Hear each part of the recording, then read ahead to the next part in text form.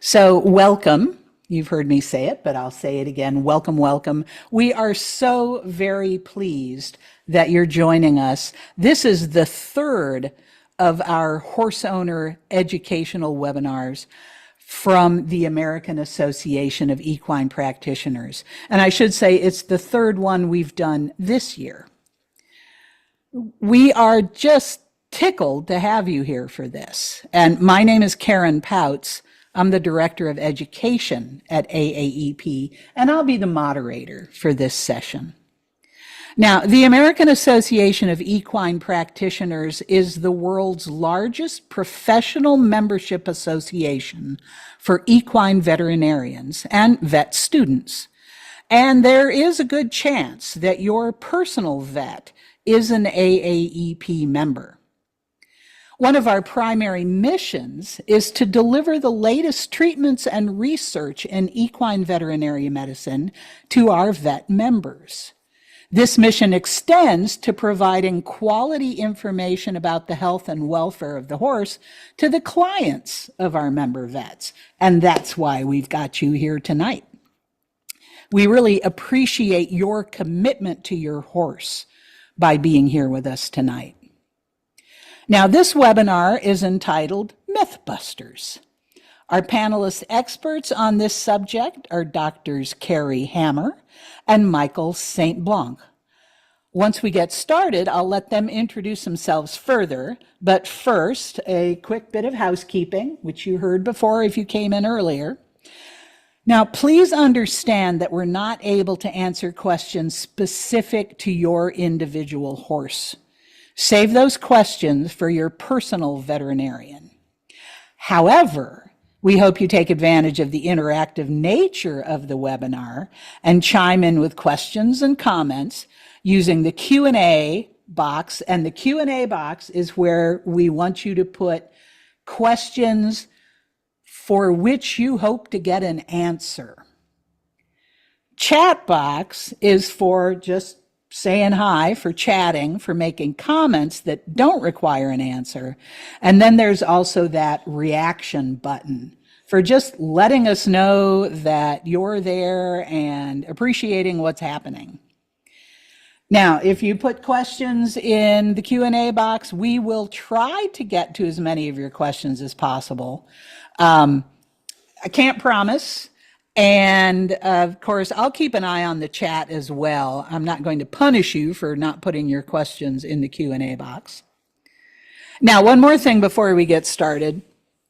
Next week, we have another webinar, and that webinar will be on New World screwworm.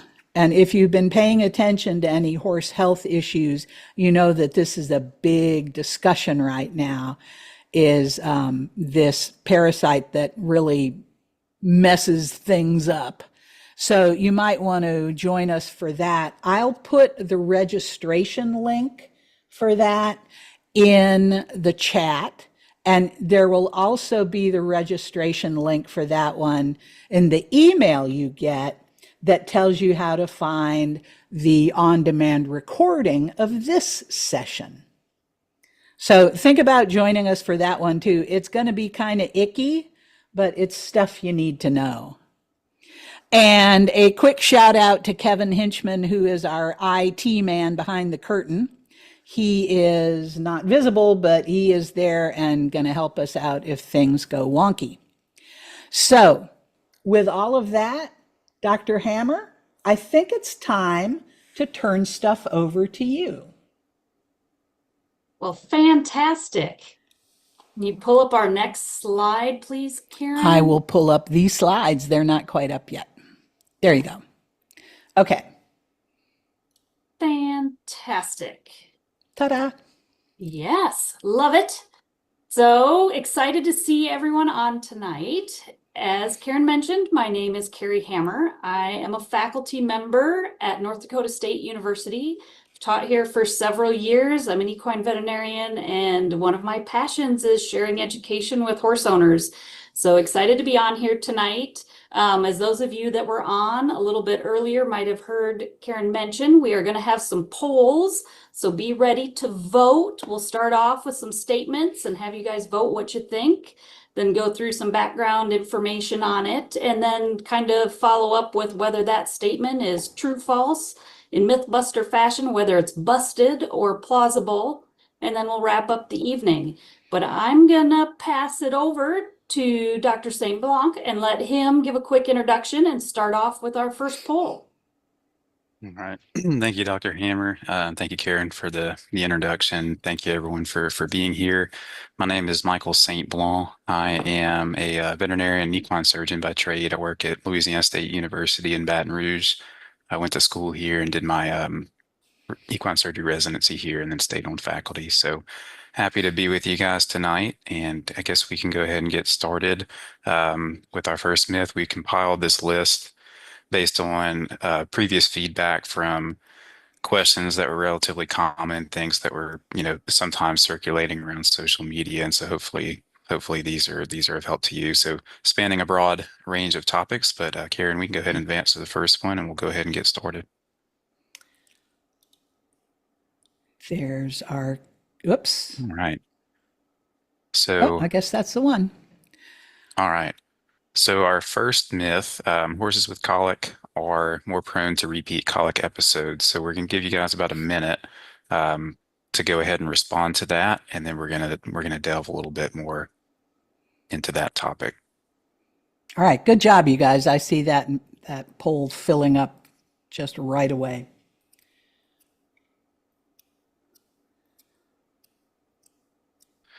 So I think with colic, the thing to consider is the type of colic. So there's a bunch of different ways that you can classify colic lesions. One of the easiest ways is just kind of this schematic here. So there's gas, spasmodic colic. That's going to be the majority of them. So really, in reality, most people think, or sometimes people will think that all colics wind up ending in surgery. And while some of them do, the vast majority of the ones that are seen in the field are ones that respond to medical management and are of that unknown cause. And then there's other things like obstructions, so impactions of, say, the large colon or the cecum or the ileum, and then strangulating lesions. So one of the more common things to see there is something like a pedunculated lipoma in an older horse, or a stallion with an inguinal hernia or something of that nature. And so really the risk of recurrence depends a lot on the type of colic. So Karen, if you want to advance to the next slide. With the top two that I've listed there, recurrence is possible, but much less likely. So I would say that a majority of horses that have gas colic may not have further issues down the road. And similarly with obstructions like a large colon impaction, some of those can recur, but a lot of those horses are treated and go on to do well. Whereas with something like a strangulating lesion, if you have to resect diseased bowel, some of those horses can still go on to do well. And we'll talk a little bit more about that in one of the coming slides.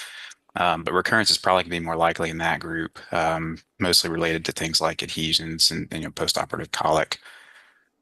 So Karen, if you want to advance to the next one, we chalked this one up to a plausible. So it depends on the type of colic. Not all colics are created equal, and so I think as a blanket statement, it's not necessarily true, but it really just depends on the type of colic.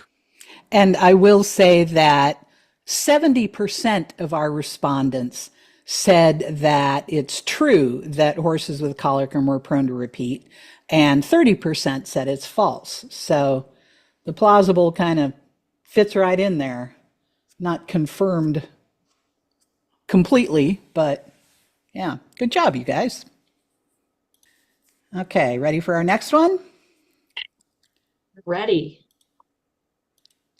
So our next one is feeding alfalfa makes a horse hot. All right, well, to start off, first, you got to do a little bit of definition work and define what we mean by hot, because there's really two ways we can look at that. There's the make our horses hot in terms of body temperature, so increasing their core body temperature, or we can think of it in terms of hot, meaning in terms of personality or behavior and performance. And usually we're thinking of that in terms of not a good thing. So they're hot being hard to handle, a little more crazy, a little more reactive than normal. So we're going to talk about both of those a little bit, but I just want to make sure we see that there's two different definitions of how we can think about being a horse being hot. If we look just at some basics about alfalfa, and if we think of it in comparison to grass hay, so alfalfa hay will have higher digestible energy. So that means they're going to have more energy per pound in alfalfa hay, but less fiber. So it has the potential to provide more energy in the diet, especially if you're looking at a pound per pound comparison. So that alfalfa hay is going to have more energy provided to that horse in terms of calories per pound than the grass hay would have. Now, the alfalfa hay will also have lower hydrolyzable carbohydrates. So these are the really soluble carbohydrates, the ones that are absorbed quickly and can affect insulin more rapidly. Since there's less of those in alfalfa hay, they have less of effect on insulin levels. Alfalfa hay also is going to be higher in protein. So this is where that increasing core body temperature comes in a little bit, because there is increased metabolic heat generation when protein is used for energy as compared to carbohydrates and fat. However, protein conversion to energy is less efficient. So typically our horses aren't utilizing protein in large amounts as their generation of energy sources. And energy is not stored protein is not stored as an energy source the same way that fats and carbohydrates are. So that excess protein, when it's fed, is just excreted over in the urine. So we've got increased water consumption, increased urination, increased ammonia smell when there's excess protein in the diet. Let's go ahead and go to that next slide. Dr. Hammer, we do have a couple of hay-related questions that maybe we can touch on, at least the one that says, is this the same if you're feeding fresh alfalfa, dried alfalfa, cubes, or pellets? That's a great question. And that answer, yes. So alfalfa will have, so you're going to lose some of those nutrients as the plant dries, but not really. And still in comparison to grass, it is going to be higher in energy. It's going to be higher in protein on the comparison to grass. Now, if you take fresh alfalfa in the field versus the dried alfalfa, that's going to start to be slightly different. But again, I can't make a perfect comparison because there's so many factors that go into when hay is harvested, whether it's a more mature plant when it's harvested versus a super young growing plant when it's harvested, how long it's allowed to dry in the field before it's baled. All of that will start to affect kind of that energy content. But in general, yes, the alfalfa, whether it is fresh in the field, whether it's dried hay, whether it's pelleted, is going to have that higher nutrient panel compared to our grass hays and our grass in the field. So our statement had to do a bit with alfalfa and horse behavior. And in terms of making a horse hot, we can have increased reactivity, definitely, if the diet's not properly balanced for energy. So I mentioned, right, that alfalfa has more energy per pound. So if you're taking a flake of hay that weighs a pound and you swap that for previously feeding grass hay, that a flake that weighed a pound, your horse is going to be getting more energy. And if they get more energy, they will start to potentially want to do things with that extra energy. They may be a little more reactive. There's some pretty good research that shows higher energy diets will lead to increased reactivity in horses, especially as it relates to grain, even more so than our hay products. We know that feeding alfalfa, there's some research that shows if that is fed in place of grain meals, it actually reduces some of our stereotypical behaviors, such as cribbing. So that's showing that it actually changes some of those anxious behaviors. And then on the other hand, we know that feeding alfalfa alters the gut microbiome compared to grass hay. And there is some research that shows that alterations in the gut microbiome can be linked to changes in behavior. So not necessarily increases in reactivity or changes in calmness, but just changes in behavior in general. So sometimes what owners see is not, they're seeing potentially some of those reactions to the change in the gut microbiome. So sometimes I tell owners, give your horses a little chance to kind of adjust. But in general, if the diet is balanced properly for energy, balanced properly for protein, those horses, there is no evidence that supports that there will be alterations in terms of them becoming super reactive and more hot in terms of their behavior when they are on alfalfa hay. Nope, you're okay. Yep, that's right on. We say that it is busted in terms of alfalfa will make a horse hot and hyper and uncontrollable as long as the diet is balanced correctly for energy. Now, I also want to just point out, remember our other definition that it can make horses hot in terms of core body temperature. There is some truth to that. Like I said, protein generates more heat when it's used for energy. However, with the differences in fiber, that's not really enough where you would see that. But we do, if we're balancing super high performance horses, especially some of our endurance horses, that's one of the reasons if they're working in really hot climates, we might change and utilize more of a fat substrate for energy versus protein. So that might change some of the alfalfa in their diet from that standpoint. But in general, in terms of behavior and the horses getting crazy, no evidence to support that. And from the poll, 85% of our respondents thought that the myth of alfalfa making a horse hot was false. So good job. 15% went for true. I do have a couple more alfalfa specific questions in Q&A that I think we can go ahead and get through right now. I was just going to say, do you want me to answer those, or I can jump on and type answers while we're on here too? No, because if you type them, then they don't show up in the recording. Oh, they don't show up for others. Well, that's not fun. We want to share with everybody. Right. So some people say do not feed alfalfa because it is hard on the kidneys by making them work to get rid of the excess protein. Yes, that's a great another one that comes up commonly with relation to alfalfa. And so the first caveat, in a horse with healthy kidneys, right, that are working properly, it is true a higher protein diet will make a horse, whether it's alfalfa or any protein source, because that protein isn't stored in the body, the horse is going to drink more water, their kidneys are going to work to excrete it. But in a healthy horse, that's fine. It's going to make more potentially stall work for the owner in terms of increased urination, potential increased ammonia smell if they're in stalls. But in terms of harming the horse and their kidneys, not a problem. Now that answer changes if you have a horse that has some kidney trouble, if they've got some kidney disease, some kidney damage, then yes, you need to be careful about the amount of protein that you're feeding them. But a healthy horse who doesn't have kidney issues, making the kidneys work more isn't going to make them fail sooner or cause damage. And another related question, many people say to not feed a ton of alfalfa and only give 1 to 2 flakes a day because it causes colic. Others say they free feed alfalfa. Which one is more true? Yeah. Alfalfa in general would not be the cause of colic.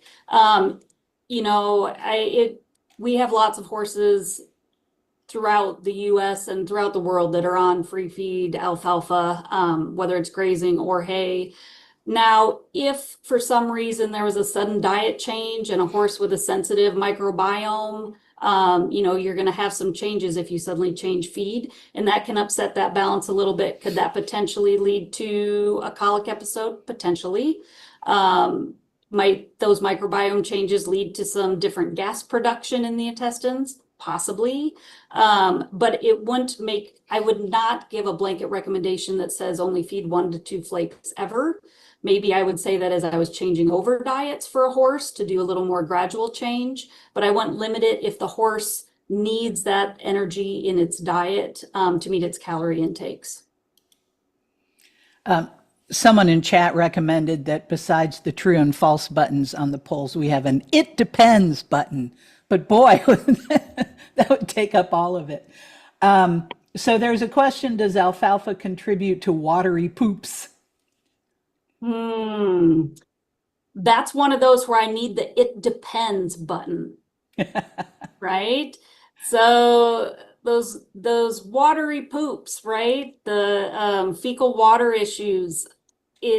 There's not always that straight association. I'm going to go back to some of that is a diet change issue, right? When the microbiome of those intestines change, we can get changes in fecal consistency. So sometimes horses that go from a more coarse hay over to a rich alfalfa, just due to those microbiome changes and how the water is going to shift in the intestine, then yeah, we can get some loose fecal material. But in general, just a blanket statement that alfalfa is going to cause watery poops in all horses, I wouldn't worry about that. 2 people actually asked about the relationship between alfalfa and enteroliths. Yeah, enteroliths. And Dr. St. Blanc may want to chime in on this one too. There is a higher calcium level in alfalfa. And so that does get mentioned in some areas where that could be an issue. We feed lots of alfalfa up here in the Midwest, and we do not see tons of issues with enteroliths. But I don't know if you want to add some more on that. Yeah, some of that's geographic. So we see some enrollists down here, not nearly as many as I see in the Midwest, or not the Midwest, but further out west in more sandy climates. And that's documented as a risk factor in some of the literature. So in some of those climates, horses that eat alfalfa are more prone to enterolith formation. The thing with enteroliths is it's not something that's going to form overnight. So those usually will take 3 or 4 years to form. So if you feed your horse alfalfa, it's not going to develop an enterolith the next day by any means. The other thing with alfalfa, just to kind of comment on those other questions about whether or not it predisposes to colic, is I actually will pretty routinely refeed my post-operative colics with alfalfa. So I don't really think it contributes to colic episodes per se. I think it's pretty digestible hay and a good forage, and I'll actually refeed a lot of them post-operatively with alfalfa. I think part of that is just the quality of the forage that we have here. But that just kind of goes towards that comment or the question about colic. And then I think you're asking to spell enterolith. So ENTEROLITHS. So it's essentially like a concretion of it's an obstruction. Yeah, Karen spelled it out there perfectly. Some horses will have them and they can still pass manure around the obstruction, and they'll have sometimes chronic colic episodes, and then it becomes an issue when it becomes an obstructive lesion. And they get pretty impressive in size, but it's almost like a large, kind of like rock-like mineral concretion. 2 more alfalfa questions. Doesn't alfalfa provide a good buffer in the stomach due to the higher calcium content? That's true. There is some research, especially looking at alfalfa in relation to ulcers and its ability to kind of change the pH and act as a bit of a buffer in the stomach. So that's right. That is one of the things that alfalfa gets talked about. Some of our ulcer horses do better on alfalfa. And then, is alfalfa a bad choice for a Cushing's syndrome horse? Oh, that's a fun one, because Cushing's horses and our equine metabolic syndrome horses don't always play by the rule book. So in general, alfalfa has that lower, kind of the easily digestible carbohydrates that we worry about for our Cushing's and our equine metabolic syndrome horses with relation to laminitis episodes. So oftentimes it is a good feed for them. It often, especially the metabolic horses that are a little more obese, it often has way too much energy in the diet for them. But the little caveat there is it is, as Dr. St. Blanc mentioned, it is a really easily digestible feed. It's great for horses post-surgical situations, but because of that, it can be digested relatively quickly in the hindgut to volatile fatty acids. And some of our equine metabolic syndrome horses are really sensitive to those changes in volatile fatty acids in their hindgut, and that can set off laminitis episodes for them. So it's one of those, it kind of depends, because it works great for some horses if they need those extra calories. But for the ones who don't need the extra calories or who get set off on laminitis episodes, it is not the best feed for them. Okay, I think it's ready to go to our next myth. All right, so circling back to the colic realm, next myth is most horses undergoing colic surgery do poorly. So we had talked a little bit about this earlier, but just something to consider overall is like how many horses with colic are going to require surgery. Obviously, if your horse requires surgery, that is going to become 100% to you, but overall, the number is relatively low, so probably about 10% of all colic cases. You can go ahead and advance to the next one, Karen. So the overall prognosis has changed a lot over the years. So that's part of why I put this in here. So if you look at overall survival to discharge, so a lot of the papers will talk about outcome and they'll define it in different ways. So most people will talk about whether or not the horse survives to discharge in the hospital, and then some people will go beyond that to look at short-term survival. So survival at like 6 months versus long-term, like over a year. Overall, if you just look at the numbers of all colic cases combined, the majority of them will survive to discharge, so about 74 to 85%. And of those, the majority of those will return to some degree of athletic performance. So there's, by the numbers, a reasonable chance that they'll do well. There's a number of things that go into that, like I was mentioned earlier. So if you have some bowel that's devitalized and you need to do resection and anastomosis, prognosis is a little bit lower for those, mostly because of complications that could potentially rise. And a lot of times, it may not even necessarily be that it's not treatable, but people will often reach a financial cap with some of those post-operative complications, and that's where a lot of times we wind up having to stop. So prognosis for those for spiral discharge is going to be about 70%, as compared to something like 90% for a lesion like a large colon impaction or a displacement or something of that nature. You can advance to the next one, Karen. So the complications that we tend to think of, postoperative colic, and kind of along with that, postoperative ileus, which is essentially where the bowel kind of stops moving like it normally should. That's relatively common, I would say, especially after small intestinal surgery. So we see that not uncommonly. Adhesions, it's always a big topic. There is, an increased risk of adhesion formation in horses that have undergone surgery compared to those that don't, but not all adhesions are going to cause issues. And so a lot of that depends on where the adhesion is located. And other things like incisional complications. So incisional infections, that can be up to 20 to 30% of colics, especially on an emergent basis, can sometimes develop incisional drainage, things like herniation and stuff like that. So all that will play into the overall outcome. But by the numbers, there's a better chance that the horse is going to survive to discharge and do well than not. Now, again, if you have the horse that doesn't, then the percentages are going to seem like 100% to you. But by the numbers, there's a reasonable chance that they're going to do well, and a lot of that has changed significantly over the years. If you look at studies that reported outcomes from the 50s, 60s, and 70s, when people kind of were earlier in operating on these, our anesthetic techniques weren't quite as good. The rate of death around the time of surgery was a lot higher, but we've probably over the past 3-4 decades have made pretty substantial improvements. You can advance to the next one, Karen. And so it looked like you guys had really kind of stayed on top of that in the poll. I think a lot of you had answered that was false, and so that's true by the numbers. That would be busted.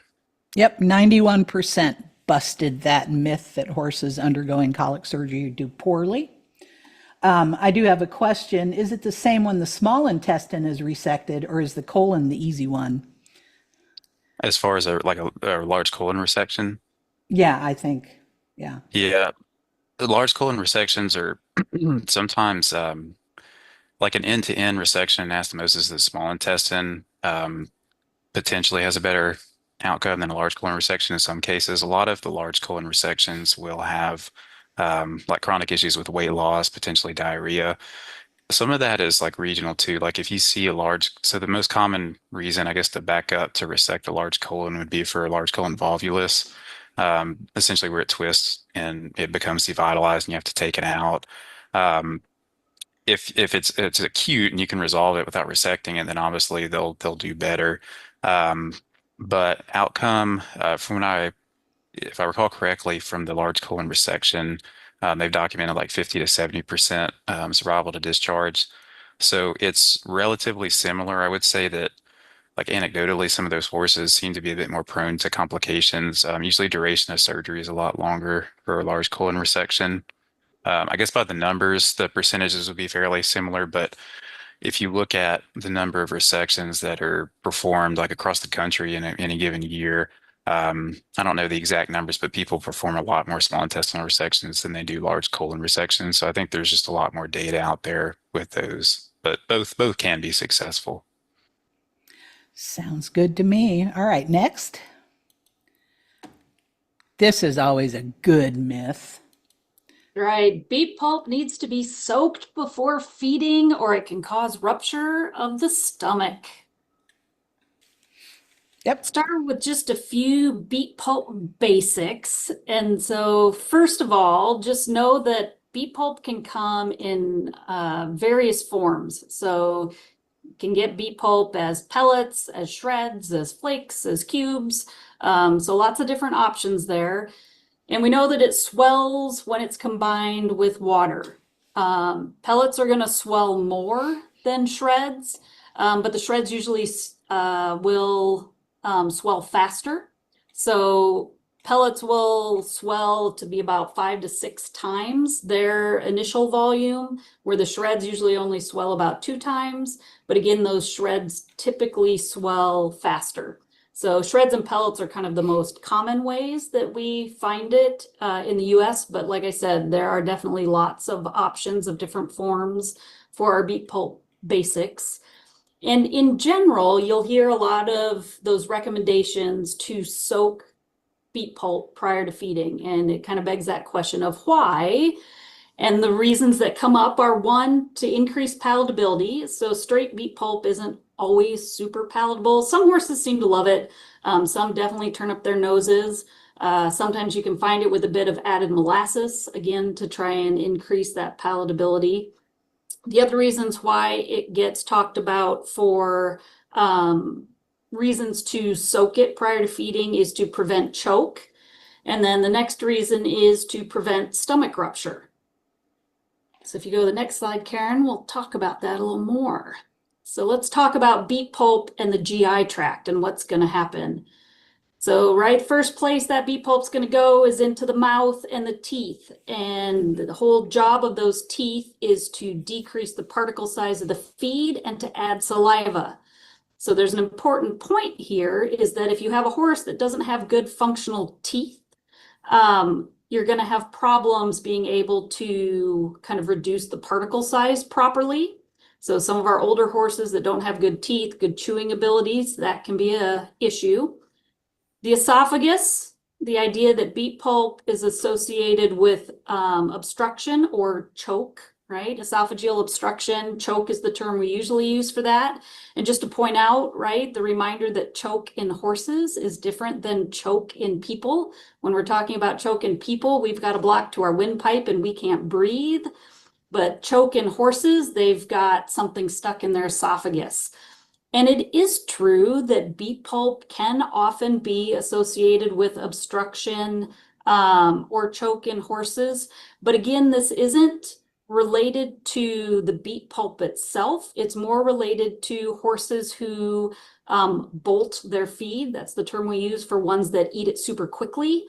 So think of those horses that are kind of the Labradors of the horse world, where they just engulf their feed as quick as they can and they forget to chew it, that important part.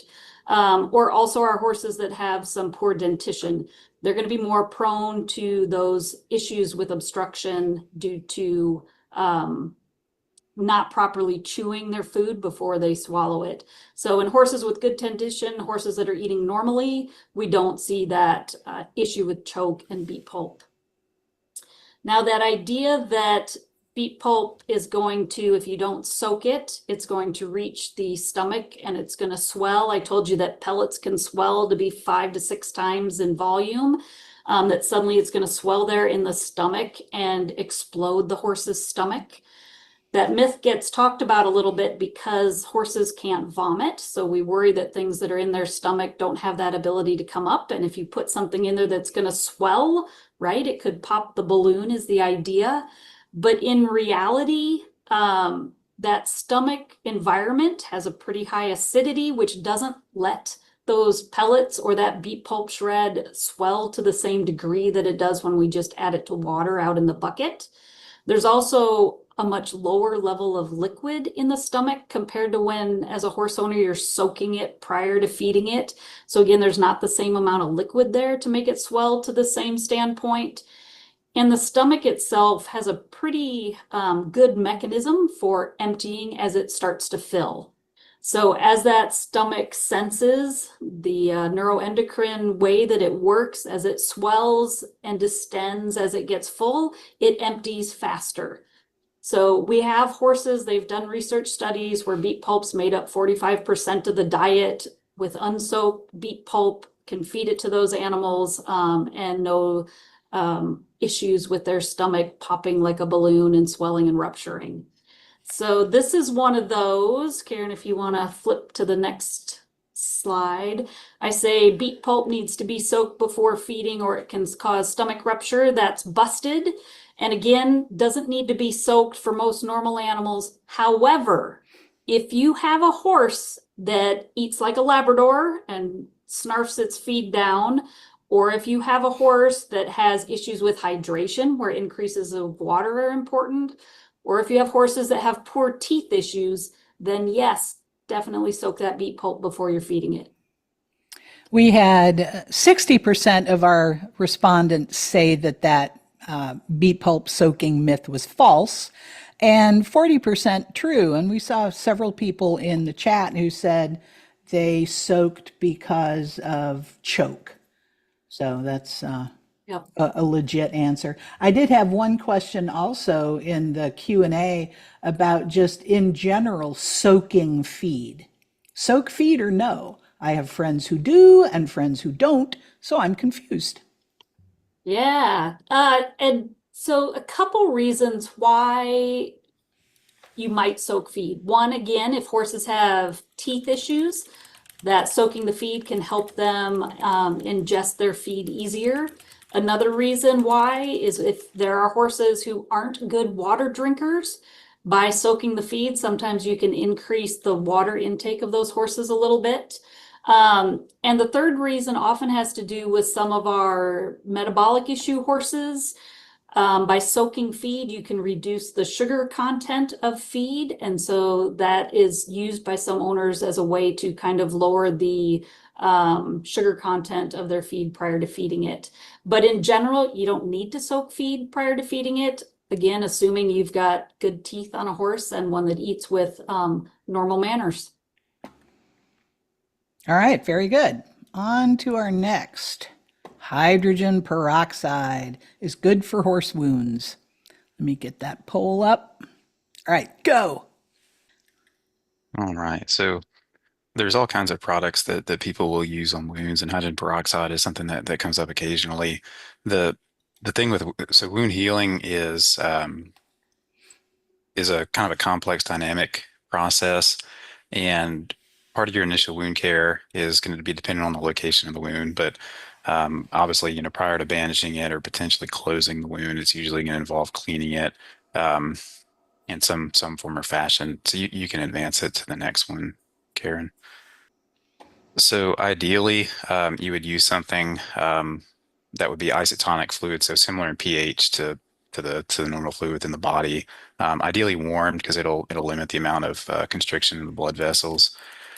In a pinch, you can use clean tap water. So that's certainly not a bad thing to do if you have a wound that's grossly contaminated, just to kind of gently lavage that wound and get it clean. But hydrogen peroxide, in particular, can be quite toxic to the fibroblasts and the other cells within the wound. The other thing that can also do that is like a concentrated antiseptic. So sometimes people will want to take things like betadine or chlorhexidine, and you can use those in a very dilute concentration, so somewhere around like 0.05%. So it's going to be majority saline and just a touch of the chlorhexidine or the iodine or betadine. But similar with that one, if you use a high concentration of one of those solutions or the scrubs, like the chlorhexidine scrubs on the wound, it can be toxic to the fibroblasts within the wound. And even as the wound heals, if you're managing granulation tissue, it can be quite toxic to that as well. The other thing you want to avoid is really high pressure. So you can take a syringe with a needle or like a fluid bag or something of that nature to kind of gently lavage it. If you did have to use tap water, like in a field setting, you would just want to make sure your water pressure isn't too high, because if it's excessive, you can kind of drive bacteria further into the wound as opposed to doing the opposite. So peroxide, other things like concentrated antiseptics are going to be things that you're going to want to avoid within or on the wound. So you can advance to the next one, Karen. So all that being said, that one would be busted. And we had 86% of our respondents agree that that was a myth, that hydrogen peroxide is good for horse wounds. There are much better things out there. And yes, ouch. All right. Next one. Give me a sec to find my poll. First cutting hay is poor quality. Second cutting hay is the best. I do have a question related to wound care that maybe I could ask you while this poll is up. Okay. And apologies for mispronouncing this because I'm not familiar with it. What about using Dakins, D-A-K-I-N-S, wound cleanser? It is clean based in different percentages. I'm not familiar with what. Do you know what the label ingredient is by chance? I'm assuming that's the trade name. Yeah, I assume so too. Yeah. I don't know. I can't help you that. Maybe our Yeah. questioner can give us a little more info on that, especially if you can tell us what's in the cleanser. But anyway, it looks like we've got a whole bunch of people having responded to our myth about first cutting hay is poor quality.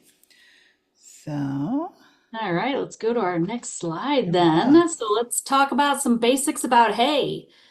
So talking about grass hay specifically here, and the same would be true for alfalfa, but you're going to cut for hay based on stage of maturity.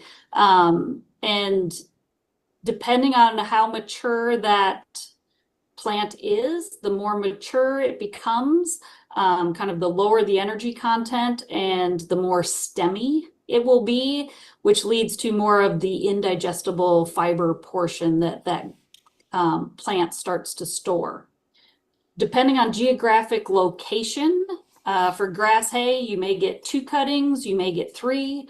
For alfalfa, 3, and even some locations may get up to 4 cuttings of alfalfa hay. Again, that depends kind of on geographic location and how long the growing season is. But in reality, for the most part, quality is going to depend on the type of grass. So different grass types have different nutrient contents, and warm season versus cool season will have different nutrient contents.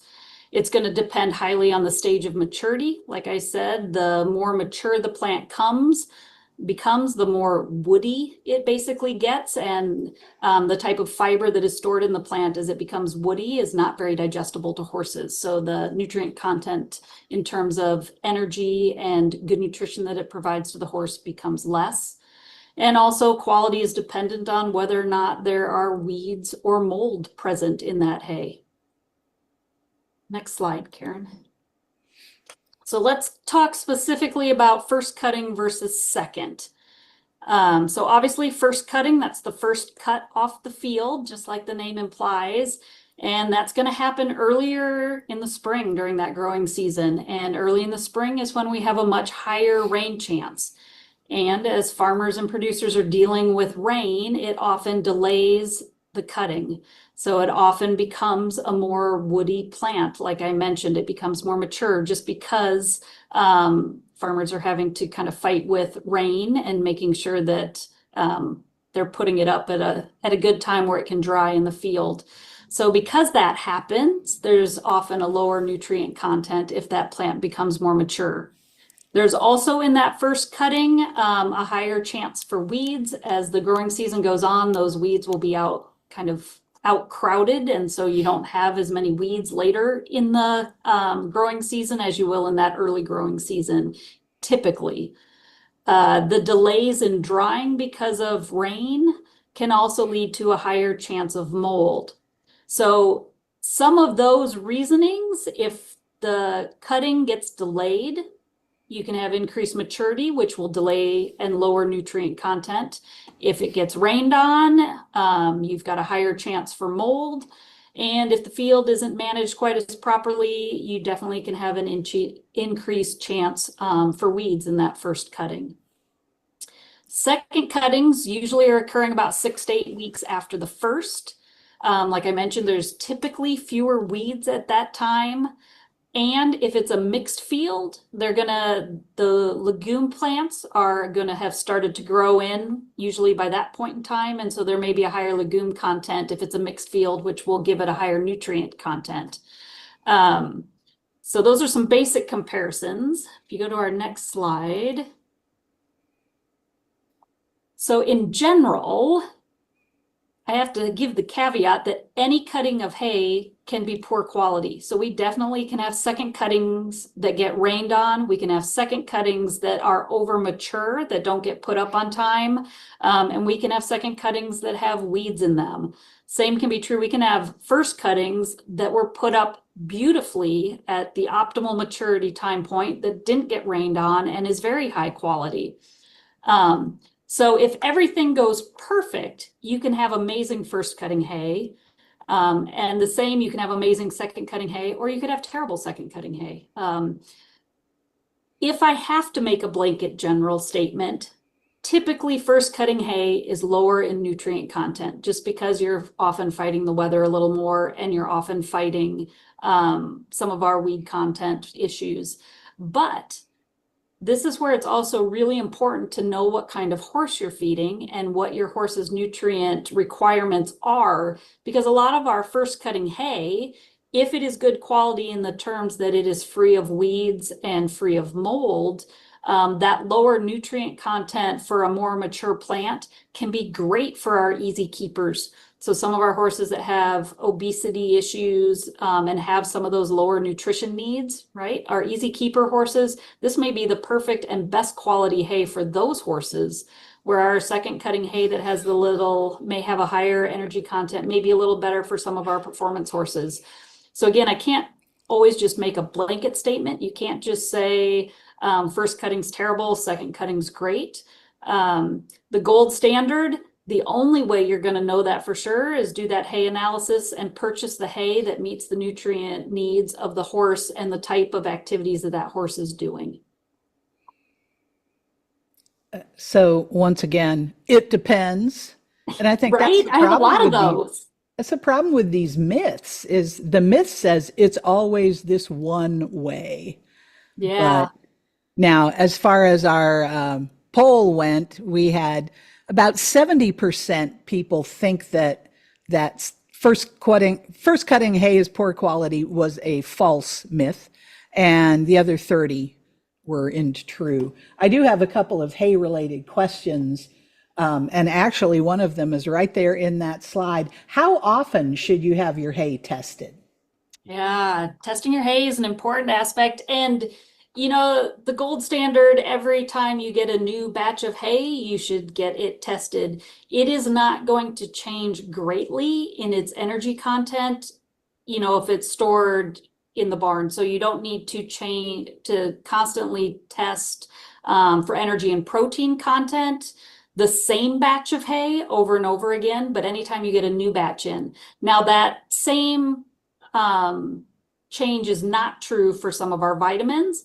So vitamins definitely will decrease over time with storage, so that will change. But typically when we're looking at the energy and protein content, anytime you get a new batch of hay, you should be retesting it. And this is it's still hay, but it's a little off topic. Is Bermuda hay truly a risk factor for impaction colic? Oh, poor Bermuda gets a really bad rap.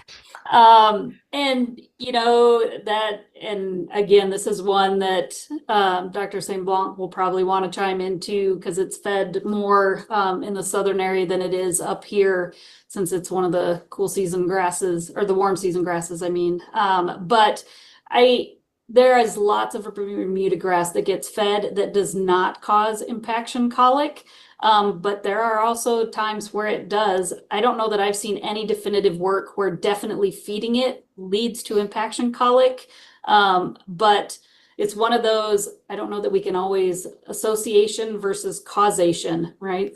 It definitely gets said at times, but I don't know that I have seen a good research where it says, yes, it's definitely going to cause impaction colic if you feed it, because lots of horses are on it and don't have issues.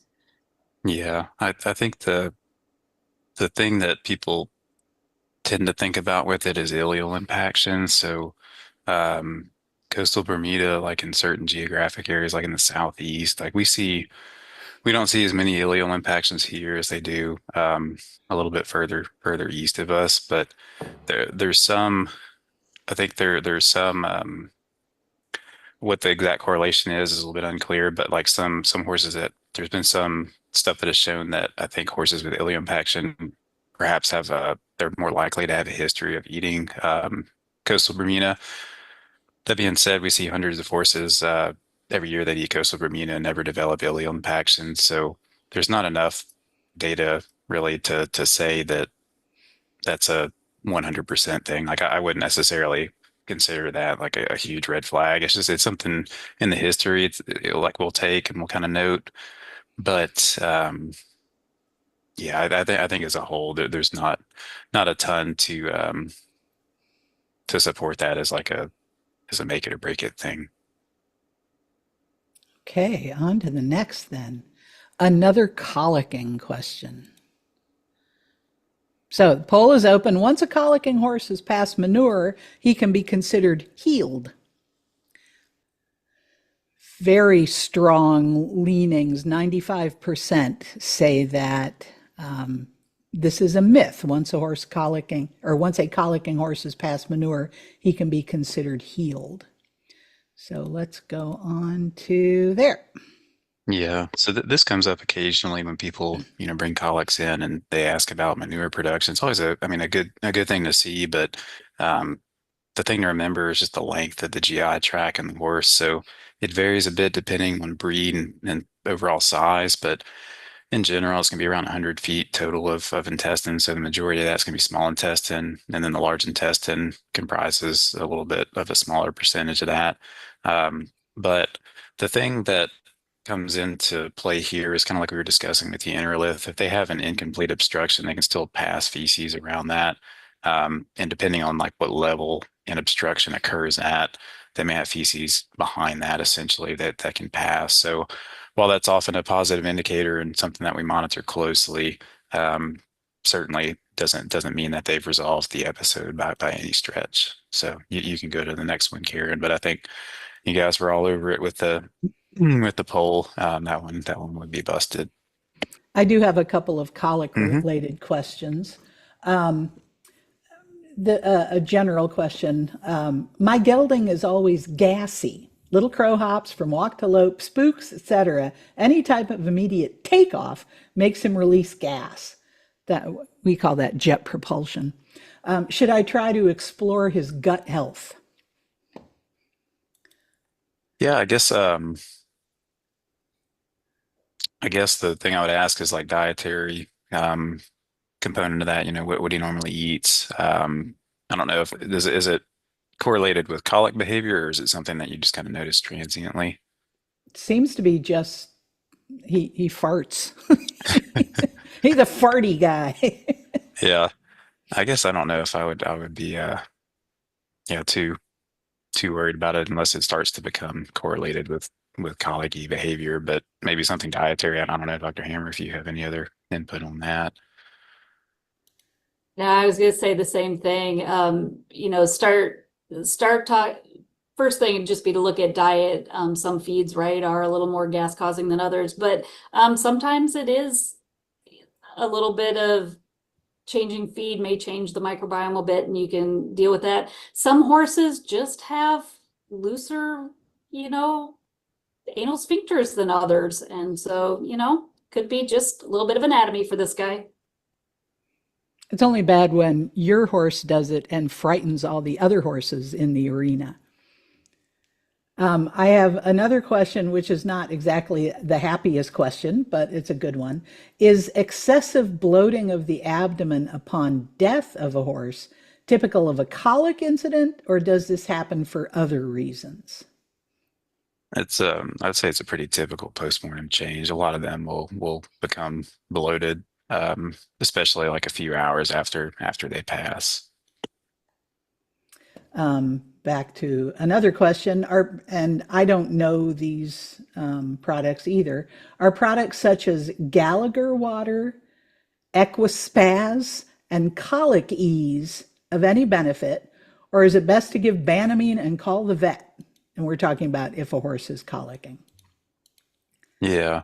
Um, I'm not familiar with the only one I'm familiar with of those is the Gallagher water, and I feel like I've gotten kind of mixed reviews. Some people have said that it's really helped their horses to drink. Other people have said it's not been as beneficial for theirs. Um, so that's the one I see of those three. I've not personally had experience with the other two, so I can't comment on those. But yeah, I guess I would lean more towards the latter.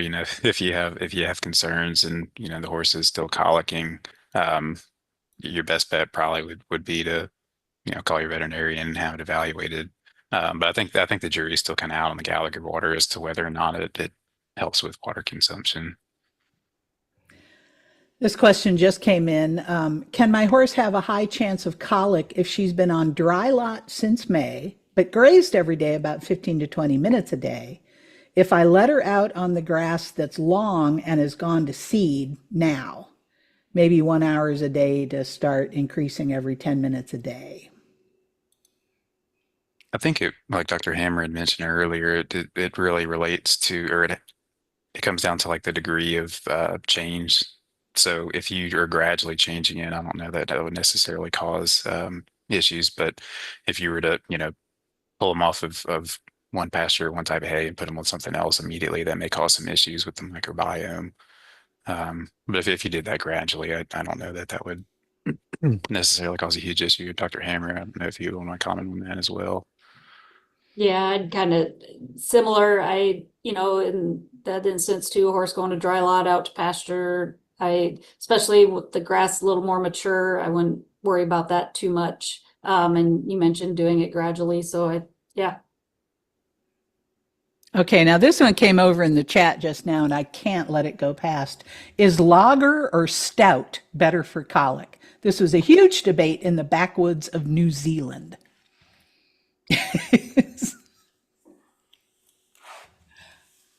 I don't have any experience or wisdom to impart with that one. The debate continues. Yeah. Oh, and we did get an update on the Dakin's wound cleanser. It is a bleach-based wound cleanser. So, just now we know.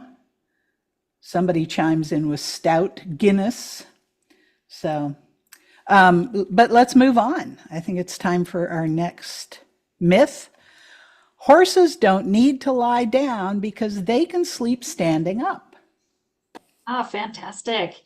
Yeah, so there's two main types of sleep when we think about it that way. There is what's called slow wave sleep, and this is the lighter phase of sleeping. And this definitely happens while horses are standing. Horses have that unique ability to kind of lock their legs. Refer to that as the stay mechanism. That's that mechanism of muscle tendons and ligaments through their legs that allow them to kind of lock in place and sleep standing up. Talk about that a lot. Horses can sleep standing up, but they're really not in a deep sleep, right? That is, they're prey animals, so they have that ability to be able to kind of still take off and run if needed, and can be easily startled and awoken in that lighter phase of sleep. The other type is what's known as REM sleep, or the rapid eye movement sleep. And this is the deep phase of sleep. So in this case, the muscles will be fully relaxed, and this can only occur when the horses are laying down. So they can't enter that REM sleep if they are standing. It requires them to lay down to do. So if you go to the next slide. So I just basically told you, right, that there's a form of sleep that the horses can't do if they don't lay down. So they need to be able to do that. And if they don't enter that REM sleep and have that ability to lay down, they can suffer from lack of sleep. And some of the signs that owners will see are horses that suddenly collapse. The idea they're excessively drowsy, kind of hard to rouse during the day. Owners will notice that they're never lying down, and they may just be irritable and have some poor performance. We know that some of the causes that prevent horses from laying down can be due to the environment. If they're super highly stressed or anxiety, they don't feel safe, right? That prey animal instinct, if they don't feel safe laying down and going to sleep, they won't. It can be affected by stall size, the bedding and flooring. Some of our big horses in tiny stalls, there just isn't room for them to lay down. Or if they lay down and try it once, they can't get back up and get stuck. They're less apt to try it again.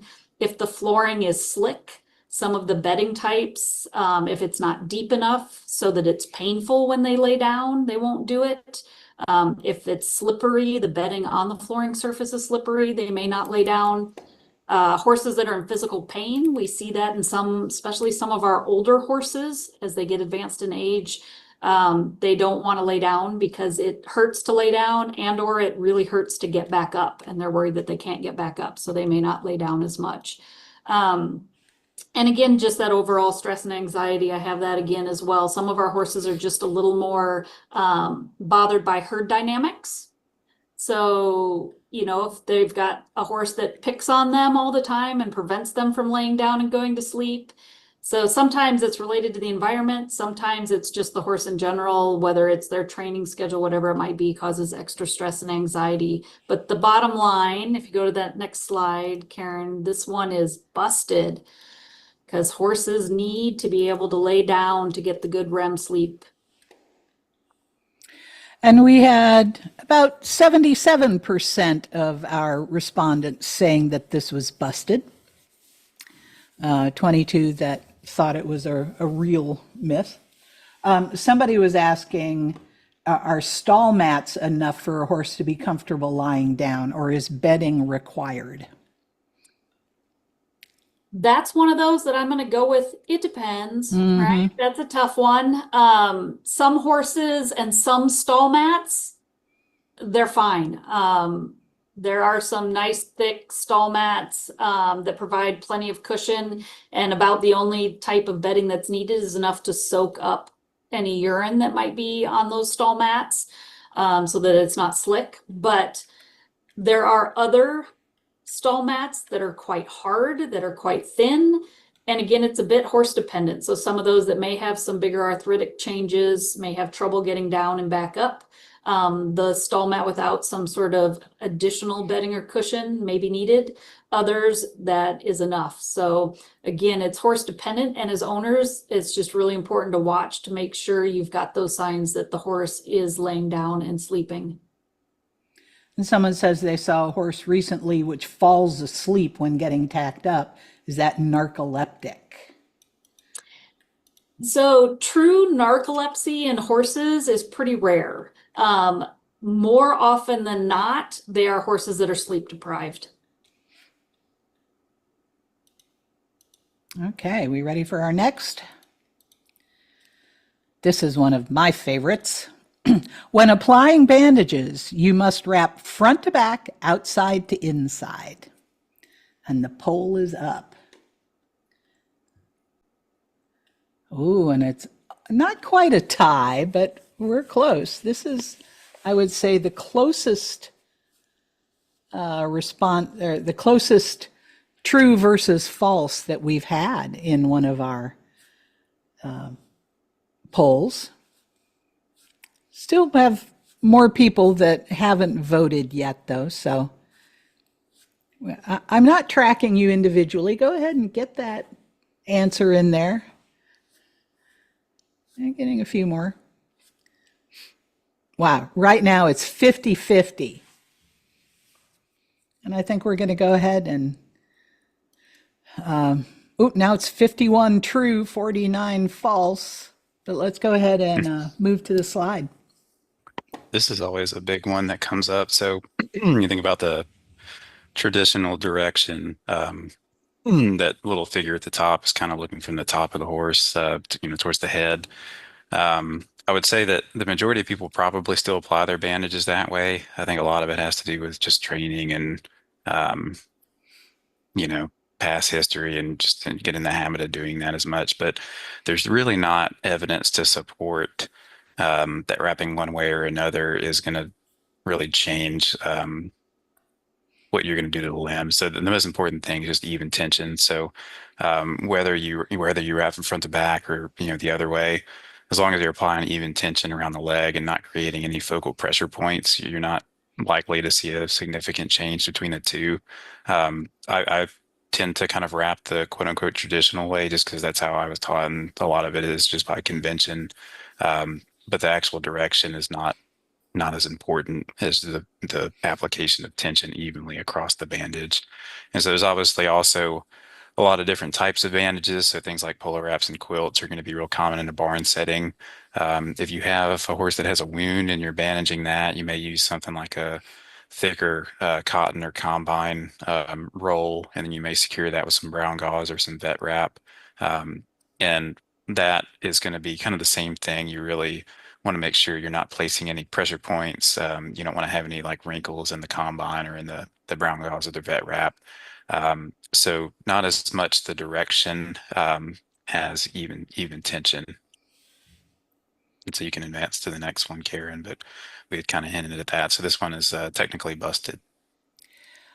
When I was teaching at the university, I would always tell my students, it doesn't matter to the horse, but if your boss sees you wrapping, quote, wrong, you're going to get in trouble. So learn to do it front to back, outside to inside, just to keep your boss from having a heart attack. But yeah, that was 51% said true on that, and 49 said false. So it's okay to go either direction. And all right, let me pull this one up. Cold water. Letting a hot horse drink cold water will cause them to colic or founder. Or I don't know why there's an or there, sorry. And we have lots of people answering, and pretty strong tendency for people to not believe this myth. I'm going to go ahead and move to our slide. Yeah, that's awesome. So this is one that's based a lot on history, right? So history as in not history of your horse giving its medical history, but history as in ancient times, with that assumption that when they had a hot horse and they gave it water to drink, the horse may colic or founder or tie up, or insert any medical abnormality you would like to insert at the end of that. When in reality, what was happening was they had overworked horses that had overuse injuries and heat stress, and that was what was leading to colic, founder, tying up, laminitis issues. Again, insert your malady of choice. Next slide, please. So talking a little bit about the risk of dehydration, which is the bigger issue, healthy horses will naturally self-regulate their water intake. That idle healthy horses, you take our typical 1,100-pound average size horse, they'll drink around 6 to 10 gallons a day. That's at kind of a thermoneutral, somewhat cooler temp. It's going to increase 2 to 3 times that easily in hot environments or exercising horses. There is no scientific evidence to support withholding water from those exercising horses. There's some good studies that were done looking at offering small sips of water versus free choice water after exercise versus no water after exercise. And in reality, there's not a difference between the small sips versus free choice water. On hydration, the horses that had water withheld definitely maintained their dehydration longer. So we want to get the horses water as soon as possible.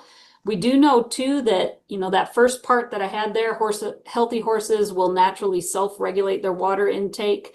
That's true. Our super heavy exercising horses that undergo a lot of dehydration from their exercise performance, even when they're allowed to drink free choice, still often don't completely rebalance their dehydration for many hours and sometimes over 24 hours before that fully comes back to normal. So it does take a while, and there's no evidence to support withholding water, but definitely evidence if they become dehydrated that it leads to bad things. So let those horses have water. So 87% of our respondents thought that withholding water was a myth. So good job, everybody.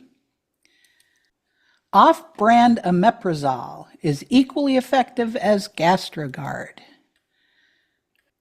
Can we get a little explanation of omeprazole and Gastrogard while we're waiting? Yeah. So both drugs, or I should say Gastrogard is omeprazole. So omeprazole is a proton pump inhibitor and predominantly used for treatment of gastric ulcers in people and horses. So Gastrogard is the original FDA-approved formulation, but there's been a number of off-brand generics that have come over the years. And we have, I think we're about done with the voting. Right now, we have 66% of our respondents saying that that's true and 34 at false. So there we go. I guess I'll preface this by saying I don't work for BI or anything. I don't support a certain pharmacologic product necessarily over another. This is really just about like where the data is. So the Gastrogard, like I said, it was the original approved formulation, and that's certainly where most of the work was done in the earlier studies. The biggest thing that always comes up with clients is price, and so that's a large reason why there's so many other formulations that have been looked into. So there's all kinds of enteric-coated granules, there's powders. More recently, there's been injectable formulations. So especially overseas, there's been some some people have studied formulations that you can inject in the muscle versus the oral ones that you give typically for 28 days. The long and short answer is if you're just looking at the data, there's not a ton out there to support the off-label brands. That being said, every year there's more and more studies that come out looking at like bioavailability of those. So there are some that have pretty decent bioavailability, and I think like over the coming years is probably something that you're gonna see more. Again, mostly from a pricing perspective is a large reason why people have looked at alternatives. So there's certainly a lot of people out there who use them. I'm not gonna say it's wrong or anything like that. And again, I'm not here to promote one product or bash another, but um, by just overall, there's not the data out there to really support um, use of the other one being as effective as GastroGuard. So you can move on to the next one, Karen, but we had kind of alluded to that technically being busted. Someone asks if there's a difference between GastroGuard and UlcerGuard. So really just the concentration or the dose. So the GastroGuard is the treatment dose. UlcerGuard is it's the same product, but it's about a quarter of the dose roughly. So if you're using it as a preventative, you can get away with using a much lower dose, and obviously that's going to be cheaper. But if you're actually treating like diagnosed gastric ulcers, the full dose is going to be the route that you want to go.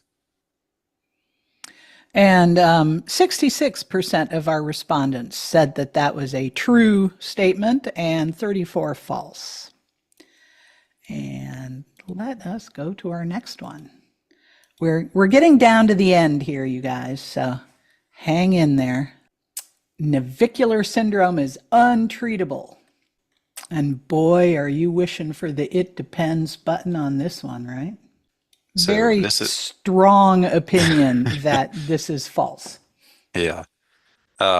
So just briefly, if it over the years, this has gone by a number of names. So navicular syndrome, caudal heel pain, palmar foot pain, all kind of referring to the same progressive disease. So generally, this is something that's going to be progressive. So usually, it's chronic in nature, middle-aged to older horses, and then in general, it's going to be like arthritis. It's going to progress and then eventually go on to get worse in most cases. You could advance to the next one, Karen. I will say in recent years we've learned a lot about this disease, and a lot of that is due to the advent of MRI. So the thing that always comes up with this is the traditional way to diagnose navicular syndrome was just radiographically, and that still is sometimes the case. You can see radiographic changes, and that can be enough to make a diagnosis. But there's a plethora of soft tissue structures within the foot, particularly related to the navicular bone. There's the deep digital flexor tendon that kind of courses along the back of the navicular bone that can sometimes be involved. So a lot of navicular syndrome can involve different structures other than just the navicular bone. And so someone, I think, kind of hit the nail on the head in the chat box as I was watching earlier. Can this be treated? It can be managed. So it's much like arthritis. You can manage the symptoms and the pain. So NSAIDs, corrective shoeing is going to be a first step a lot of times. Bisphosphonates, that's a class of drugs such as Osphos or Tildren, and so you'll see a lot of that in certain markets. That's kind of a whole nother discussion as to efficacy of that. I think there's some people that feel strongly one way or another, so I won't necessarily um, get into that, but that is something that you can use and is labeled for use for treatment of navicular syndrome. And then ultimately, there are a couple of surgical treatment options. So, commonly we think of neurectomies, which doesn't actually treat the disease process, but just treats the pain. And then if they have lesions within like the deep digital flexor, there's some approaches that you can use to that. So the disease process itself can't be reversed. Really, everything that you're doing from a treatment perspective is aimed at trying to stop the progression of the disease. In the case of something like a bisphosphonate, that's kind of the rationale behind that. And then the other ones, you're really just mitigating the pain. So again, much like arthritis at this point, there are drugs that will what we refer to as symptom alleviating drugs. So, we're treating the symptoms of the disease, but not necessarily modifying the disease process. Um, so this one, and you can advance to the next, Karen. You guys had hit the nail on the head with that. So is it untreatable? It depends on how you word it. So the syndrome itself is manageable, is what I'll usually tell people. A lot of times you can manage these horses and get some more years of comfort out of them, but the disease process is not going to be treatable in the sense that you're not going to reverse changes that have already occurred. Um, and you're not necessarily going to completely stop that process from happening, but it's going to be a management management strategy. So this one we'd actually listed as plausible and busted. So depending on how you answered it, you could have been right in either regard. And 92% of our respondents said that they disagreed that it was untreatable. And 8% said it is untreatable, and they're kind of right. So yeah, again, that's one of those it depends answers. So we did have a couple more questions in chat. Any comments on probiotics? I don't have a particular probiotic that that's another one that there's a ton of products out there. Like if you look at the probiotic market, um, it's pretty extensive. I think a lot of them haven't really been studied, like how they actually survive through the GI tract.